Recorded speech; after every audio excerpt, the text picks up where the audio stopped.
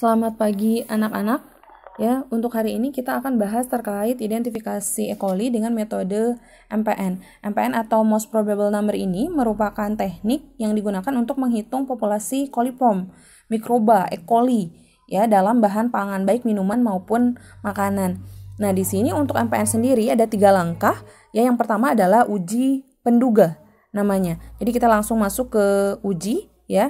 Di uji penduga ini jelas yang kita butuhkan alat bahan steril, kemudian juga kita melakukan pengenceran. Ya, di sini kita akan melakukan pengenceran. Di pengenceran ini, misalkan kamu ambil sampel air, baik itu dari produk makanan, minuman yang sudah dijual di masyarakat, ataupun misalkan sampel air yang memang biasa kamu minum di rumah. Ya, ini kita sampel air diambil.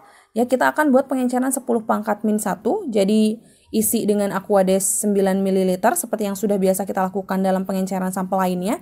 Kemudian ambil 1 ml ya dari sampel awal.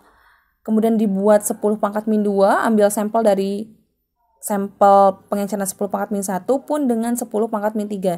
Jadi nanti diambil 1 ml dari hasil pengenceran 10 pangkat min 2. Jadi sehingga kita akan punya sampel dengan 3 jenis pengenceran. 10 pangkat min 1, min 2, dan 10 pangkat min 3.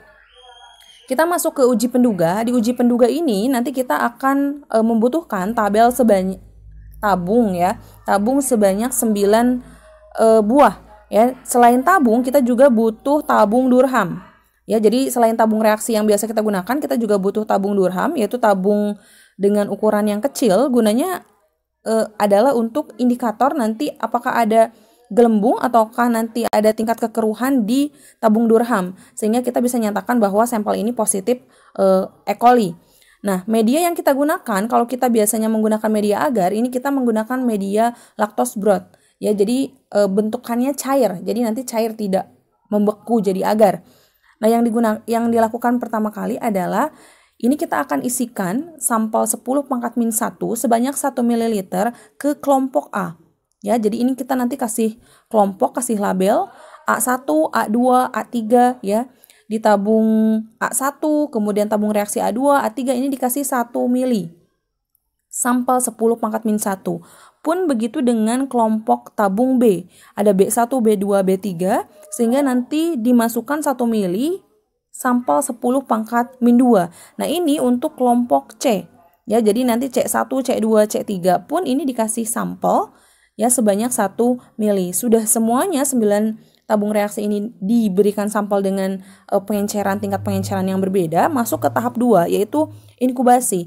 Ini kita akan lakukan inkubasi di dalam inkubator dengan suhu 37 derajat dan lamanya adalah 24 jam, 1 hari. Kemudian setelah 1 hari di langkah terakhir ini kita amati. Ya, amati ada gelembung atau tidak, atau ada perubahan keruh atau tidak.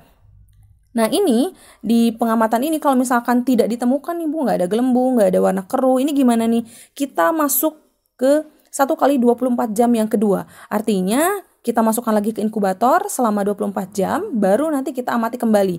Jika nanti tetap tidak ada gelembung ataupun keruh, artinya negatif.